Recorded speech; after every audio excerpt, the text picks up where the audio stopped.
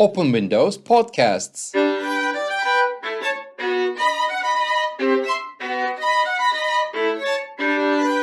A venture of HitTheRoad Cultural Journeys. A journey in time to music and the arts for your enjoyment and enrichment. Presented by Orhan Ahıskal, DMA, solo violinist and former professor of violin and chamber music.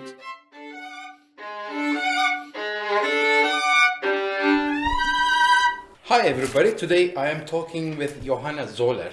Johanna is an organist here we are actually at the Church of St. Peter in the center of Munich. And she is the organist here, but she's also a choral conductor, a harpsichordist, a Baroque music specialist. So we have much to talk about.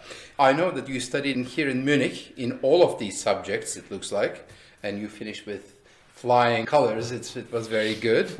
Let me ask you this. Now, you work as an organist, you play harpsichord, you teach basso continuo and score playing. Yeah, Okay. How does it feel for you going between the harpsichord and the organ?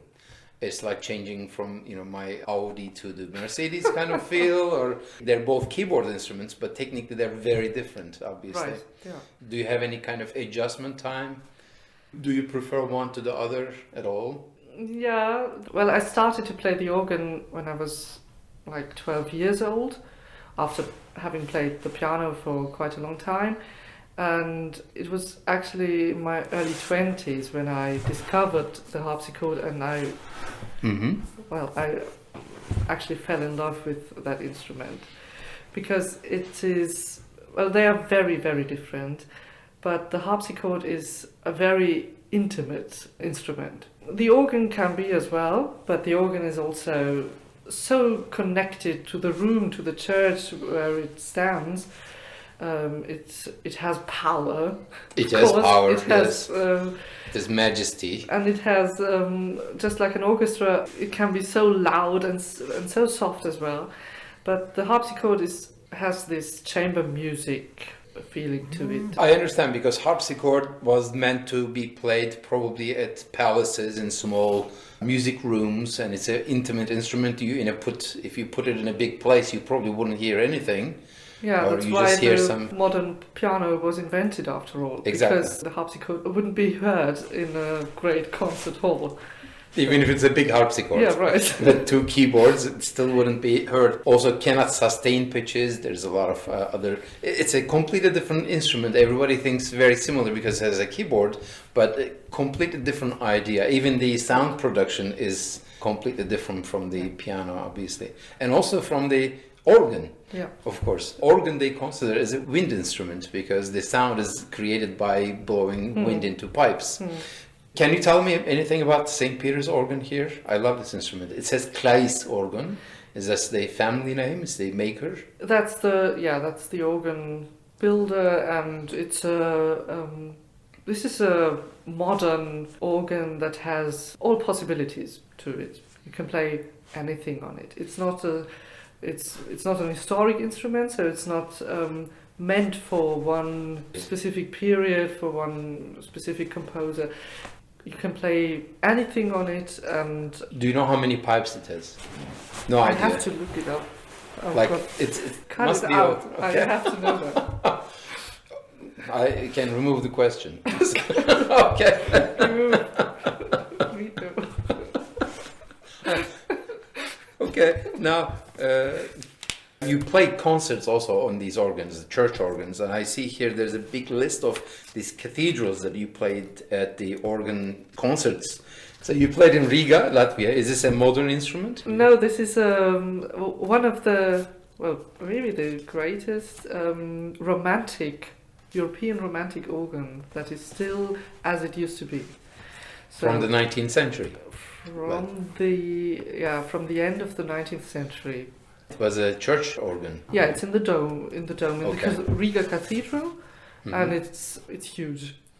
It is huge. Is it bigger? Because the next name here is Passau, and I know Passau is like one of the largest organs in the world. Passau is bigger, so to say, but Passau is actually 5 organs that can be played together. So that's why it's so grand. But Riga is 1 organ. And It was designed as a single organ. Now, I read about the Passau one because I played a concert there some while ago, and I love the church. It's beautiful. But again, it's really boomy. And I was reading that it has like 20,000 pipes, that organ. But it is 5 different organs. So 5 different organs built at different times. But from the manual, all of them could be operated from one place. Yeah, that's right. It's like a cockpit there, I guess. Right. Yeah. Is it like a 5 manual organ there? It has 5 manuals. Yeah. 5 manuals. St. Peter has 4. So right here we have 4 manuals because the 4th manual is also actually the choir organ, which can be played from the back of the church. Okay, let's explain this a little more. Now, the organs have these 2 organs we talked about, but the one here in St. Peter's has 4 manuals, so 4 different keyboards. It's like a cascade of keyboards. One of them is to play another organ. It's a smaller organ that's at the front of the church. Right. So that could be played from the back of the church all the way to the front. Here's the question, because when you play here in the main organ, and then we hear the small organ that's in the front of the church. Now there's certainly a time delay, so you probably don't hear the pitches as you play them. They come to you a little late. True. It's quite a distance. It must be like 20-25 meters at least, maybe more. Does that actually confuse you at all? Well, not anymore, because as an organist you have to get used to that kind of problem. But it's actually funny if you have a look at me pressing the key and hearing like half a second later, I don't know, maybe less, but there is this delay that you're talking about, and you just have to play sort of with not listening parallel. Okay, you should not be relying on your ears, because when they say something to you, it's already too late. Yeah, and that's confusing. Because then you get slower and slower and slower. You know? You wait for it to happen. Yeah, right. Yeah. Does it become more difficult when you use both organs from the same keyboard? Because part of it you hear from the distance, and part of it is right in front of you. No, that actually makes it easier, because you're sitting right next to the main organ, and the small one doesn't make a big difference then. No. For people who might be wondering, why do organs have different manuals? Because they are divided into they have like families of stops. Like there are certain pipes that belong to the pedals, and there are certain pipes, so stops, that belong to the first manual, and certain stops belong to the second manual, and these are like families. Okay, so not all the pipes have the same shape. They have different shapes. Right. Some of them are round, and of course the lower the sound, the wider and taller the pipe. It's pretty much like an orchestra. There are the strings, there are the woods, there are trumpets, woodwinds, yeah, right. But in an organ, there are like, for 3 manuals, there are like 3 mini orchestras. So not all the woodwinds belong to the 3rd manual. That wouldn't sound good. But there is a mini orchestra for the 3rd manual, mini orchestra for the 2nd manual, and mini orchestra for the 1st manual. And if you put them all together, it's like huge sound. So basically, with a single key pressed, you can play how many pipes? Like you're putting only a single finger on one of the keys, and a total of 10 pipes, maybe more, can be actually played at the same time. Probably more than 10. Yeah, more than that, because it's always a question of multiplication. If you press one key and have one stop, for instance, one flute, this is one pipe sounding. And if you take 2 stops, there are already 2 pipes sounding by only pressing one button, one key. So how many stops do you pull out, basically, and how many stops are typical in an organ, or is there an average? There has to be at least 40-50 of them here. Yeah, more than that. Okay. That would be very nice if I knew how many.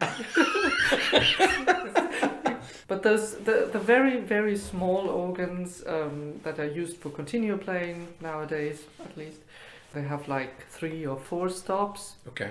Not very much, up to over 100 stops. So with a single key pressed on the keyboard, you can play up to 100 different pipes at the same time. Right. With a single finger. That's why it can be very loud Right. at times. Now, talking about loud, for you today we will be playing this particular piece by Olivier Messiaen, a 20th century French composer, himself an organist. He was a very devout Catholic, and he wrote a lot of religious music and sacred music. So today we will play maybe a couple of minutes, I don't know, from this piece. Can you tell us about the piece a little bit? What it is? I listened to it, it's amazing, but it's not easy to listen to. For the whole piece is about 10 minutes long, but maybe I'll play 2-3 minutes. Yeah, the piece is called L'Apparition de l'Église éternelle, which means that, it has this picture of a church coming nearer and nearer and getting greater and greater. It's like a huge crescendo, very slow but huge crescendo, and disappearing. So the whole piece is a one crescendo in and then a decrescendo out, basically. Yeah.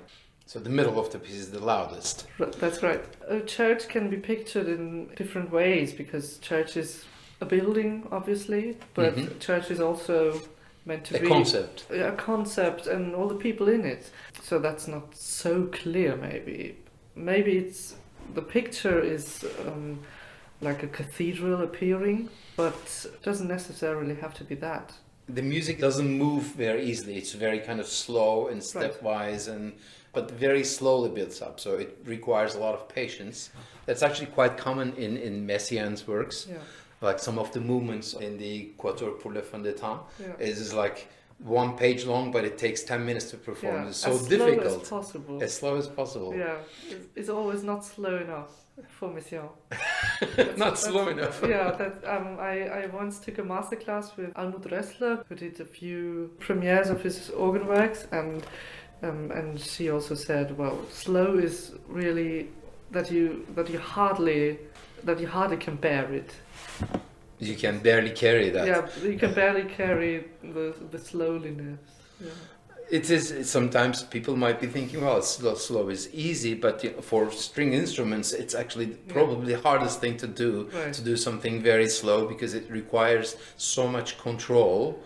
Also the timing, so it's slow, but there is still a tempo. You still have to keep that regularity, and when it's slower than your heartbeat, then it's much more difficult to do. Right. To carry the music. So it's like you carry the ball and then you drop it. It's so difficult not to drop the ball. Yeah, that's right. But that's positive about the organ, because the organ has like an eternal breath. That's an advantage. It never stops. It was, of course, his instrument and his favorite instrument.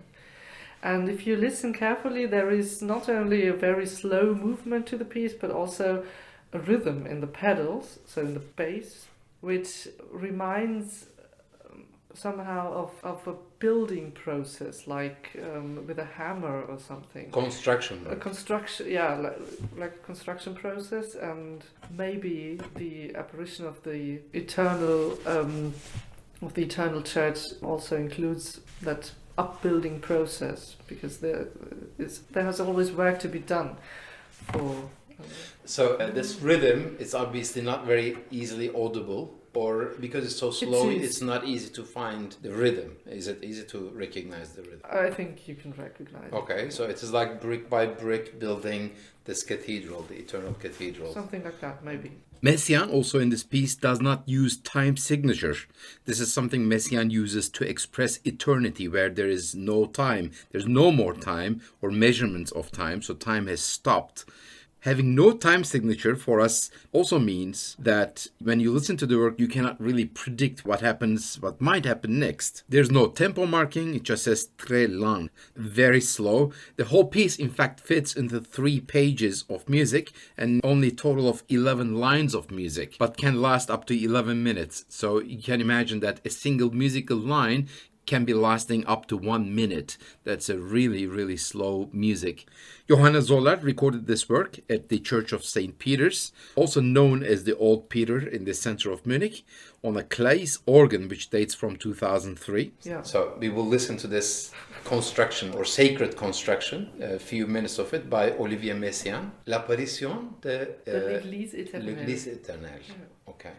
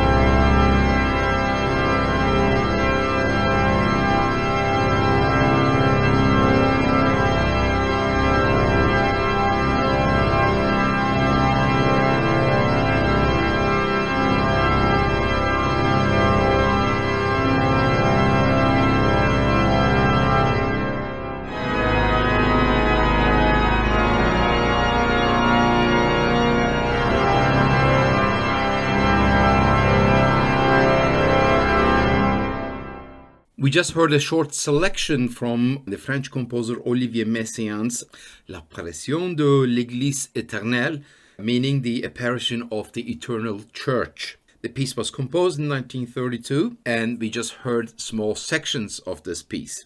Messiaen was a famous ornithologist. He found, apparently, birdsong very fascinating, and he notated bird songs and incorporated these transcriptions into his works.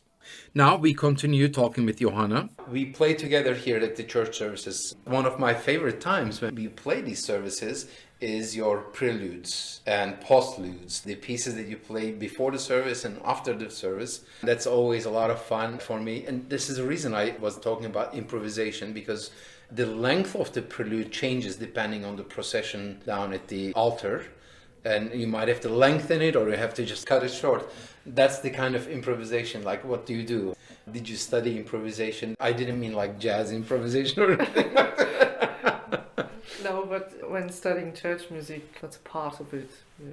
You have to take improvisation lessons because, obviously you need it in church music. You always church do. music, right? So because you don't improvise from scratch. You already have some music that you are playing, or you will be playing, and you can take part of it, some melodic material or rhythmic material, and basically play with it. That's the idea, isn't it? Yeah, maybe that could be a choral, that could be a Gregorian chant, that could be basically anything. But as you said, you have to be able to lengthen it or shorten it when you look in the mirror and and see it's time to go. Wait. When you said mirror, I just remembered this cartoon by Hoffnung, Gerhard Hoffnung, famous cartoonist. I remember this. There's the organ player sitting at the keyboard. Of course, the organ is basically, when you sit by the organ, if there's a conductor, the conductor is behind you.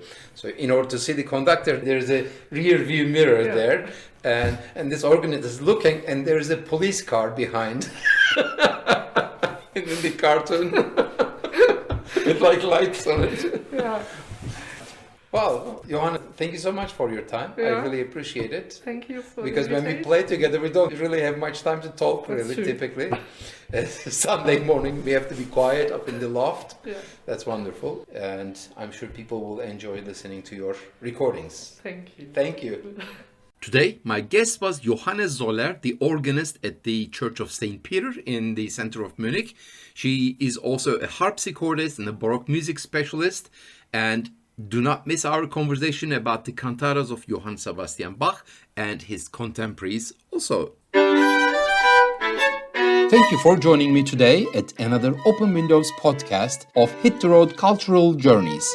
Hit the Road is an artistic and educational project that has evolved and been developed in the last 30 years artistically to promote solo violin works that are rarely or never performed, also to educate audiences about different aspects of Western classical music. And we value your support. Please consider supporting Hit the Road Cultural Journeys and become a valued member of Hit the Road Inner Circle. Visit our page at patreon.com, type Hit the Road, and watch our introductory video. You can support this project then by choosing a membership level and with your small monthly contributions. Hit the Road needs you. Until next time, all the best.